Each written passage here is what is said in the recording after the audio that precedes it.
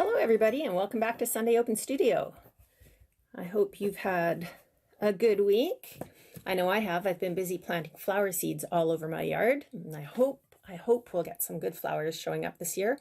I already have daffodils that have come and gone. The tulips are still around, and I'm looking forward to the summer flowers. What I wanted to do this week was make another container to grow my flowers in, and I have a milk jug at home.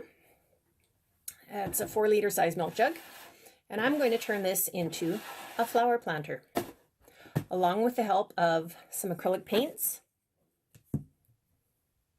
rinse water, brushes to spread our paint on with, cut it into shape, scissors, and a sharp knife, sandpaper so we can scuff up the outside of the milk jug a little bit before we try and put the paint on. And then some sort of a tray to put your paint in, and paper towels to dry your brush off after rinsing. I think that about covers everything that we need. So I'll just show you what I have planned. I want to make an owl. Oh, can you see me? I want to make an owl for my planter. I think that could be a lot of fun. Now I have been looking online, and if you look up milk jug planter online, you will find so many ideas of things to do. You can make animals, you can make people, you can make faces. Imagine this milk jug upside down like this, with the lid on it, of course. And you could have 2 eyes here, cut off the top.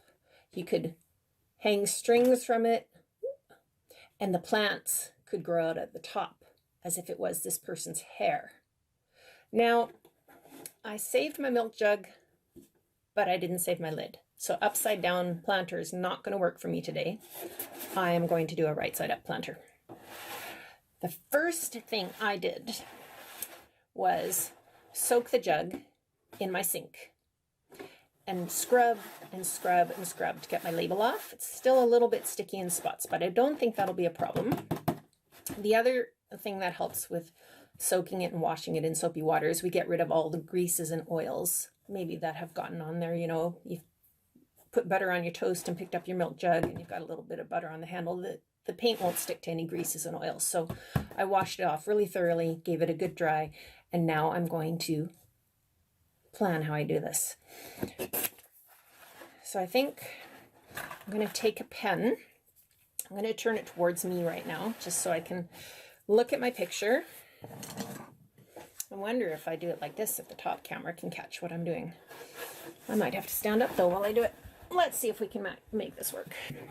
Here we go. So I would like my beak to be on the front here. And looking around at the back where that might go to. Okay. So I'm going to plan my owl to be something like this. And try and get it the same on the other side. Have it be symmetrical. Might not quite make it, but that's okay. Let's see, that looks like a good shape. And then as I turn it around, maybe what I'm going to do is I'm going to make it join up here so that I will get a nice wide planter. Now I have seen some video instructions online where they suggest actually that you cut up here. Oh, sorry, up behind here, and you leave the handle, because then if you need to move your planter from place to place on your porch or your balcony or in your yard, you have the handle to help you do that. I'm going to cut off my handle today because I think I want a little bit more growing space. So what I will do, I'm going to move my pattern out of the way just for a little bit, make a bit more workspace, is I'm going to get my sharp knife and figure out a way to set this so it doesn't slip around while I do my first cut. And I think I'll do my first cut maybe on the back in case I make a mistake. And I'm just going to give it a cut like that. Now I could keep cutting all the way with this, Or I could at this point take my scissors. Okay, and then I just have to cut out my shape. And you remember my rough cutting from a few weeks back? I know I don't need that part up there, so rather than try and turn a sharp corner here, I'll just cut past, and then this is an easier cut to make. There we go. I think that makes a pretty good owl shape. What do you think? Okay. Scissors can go away because I don't need them anymore. I like the little pointy ears on this owl. Then I'm going to take my sandpaper, and with my hand inside, I'm just going to spend a bit of time sanding this off and roughening it up a bit. So I'll join you once I've sanded the whole thing and made the whole surface rough. All right? See you in a bit. There. I think I gave it a good sanding all over. I didn't bother sanding the bottom because I don't think I'll paint that. But that does remind me of something that I forgot to show you. Something we need to do. Have you ever noticed plant pots all have holes on the bottom? That's so that extra water can drain out and not drown the plant. So imagine if this was sitting outside and we had a really big rain shower. What could end up happening was the rain could fill up this whole plant pot and just spill out over the top, and then it would just be a big soupy mess. And that's hard on a plant if its roots are in that big puddle of water.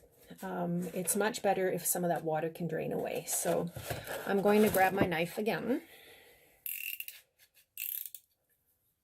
And just very carefully, and my fingers are well out of the way, I'm going to put some holes down here. Now, if you had a knitting needle or a drill, you could probably also just quickly punch holes, but I didn't have any of those handy right now. And I'm just going to use what I have. Oops, that's a really big hole. Maybe I won't do quite an X, maybe I'll just do that. We don't want it so big that all the dirt comes pouring out. We just want the water to be able to escape if there's a big rainstorm, or if, you know, I just pour in too much water when I'm watering my plants.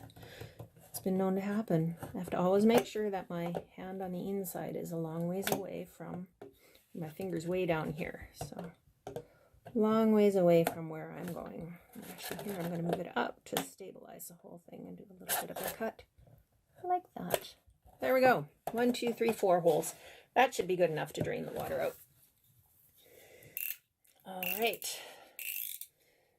So one of the reasons I chose an owl as my animal is because I found out I have a lot of brown paint and white paint and not very many bright reds and blues and things like that. So I could have just as easily done a hedgehog, but today I felt like doing an owl.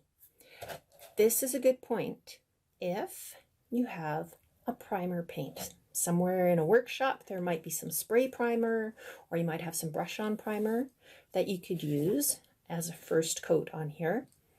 I've painted milk jugs before without it. I find that sometimes the paint doesn't last very long, like it might last for the summer, but I can always repaint it again next year if I want to. Okay, so there's my paint tray. Move my pencil. Where's my plan again? Oh, there it is. You know what? I'm going to do just one big base layer of paint first, and then I'll worry about the details after. Whenever I paint stuff, I tend to do that. I used to cover big areas first and then go over top of the big areas with finer details. It's a lot easier than picking around my details with my background color. So this is a nice dark brown. So there we are. There's my basic owl shape. I just gave my brush a thorough rinsing and dry it off. I don't want that acrylic paint drying in the bristles while I go on and do other things because it ruins the brush. There we go.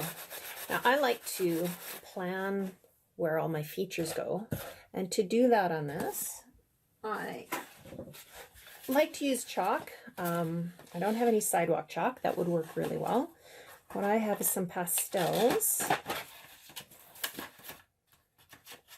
which are a little bit softer than sidewalk chalk. But the nice thing about using chalk to do your planning for where the things go on your planter, where the eyes and nose and everything go, is that if you make a mistake, you can just take a damp cloth and wipe off the chalk afterwards. So I think I want my owl to have a couple of very big eyes. And I'll make them as round as I can. So, next challenge is to paint my owl. I'm going to go use some more acrylic paints, paint the whites of the eyes, and then the insides, paint that part of the face maybe a different color. We'll see how it works out. So there is my owl. Take a look at that. One thing I would like to do when I do eyes of animals and birds is I like to give them a little bit of a sparkle with a little white dot somewhere in the pupils. And to make dots, really nice clean dots, rather than using the point of my brush, the bristles, what I do is I use the other end. And I take that end of my brush, dip it in my white paint, and then I pick where I want it to go, and I simply push the end of my brush down and up again. And see how that gives that eye quite the nice sparkle? So if I want to have a dot of about the same size on the other eye, I'll dip the end of my brush again into the white paint, decide where I want that dot to go, and just press it straight down and straight back up again. And there are my owl's eyes, and it looks much more alive and bright with those highlights in the eyes, don't you think? Clean the end of the brush, and just wipe it off with a paper towel. And then one last thing I wanted to do, and I'm going to be really careful. Normally I would dry those white dots before I did this next step, but the hairdryer is pretty noisy on camera, and I'm going to just be super careful. All these places where my chalk lines are showing, I can just take a paper towel or a Kleenex and gently, get it wet, and then gently rub away the chalk lines. So that's my final cleanup step for my bird, for my planter. I ended up not putting on a tail. I didn't want to go that far. In some places the chalk smeared a bit, so I'm careful to look whereabouts it went. And this really should be done when your whole planter is dry, dry, dry. Otherwise you'll end up lifting off the paint. Some of you might like to varnish your milk jug planters afterwards. That will help to keep the paint protected for a bit longer than if it's not varnished. But if you're like me, you maybe don't have any varnish at home, in which case you don't have to worry about it. Acrylic paint is permanent once it's dry. My cupboard door open there, it looks kind of messy. Acrylic paint is permanent once it's dry, which is why I'm very careful not to get any on my clothes.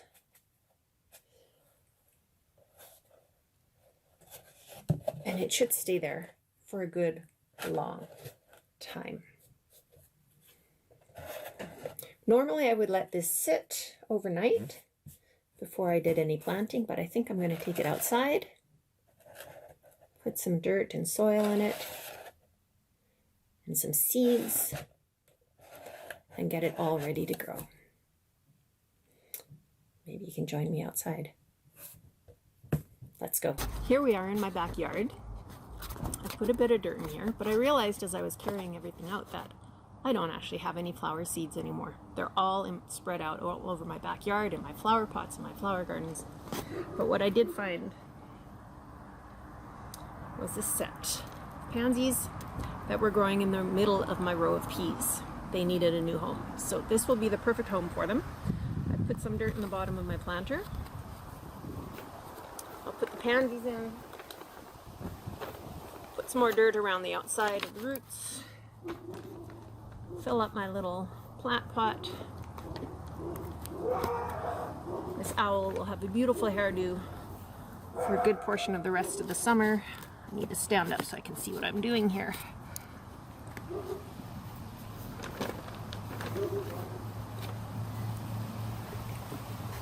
I'll be really curious to see how you painted your pots, if you have a chance to paint some, and what kind of planters you made for your balconies and your yards.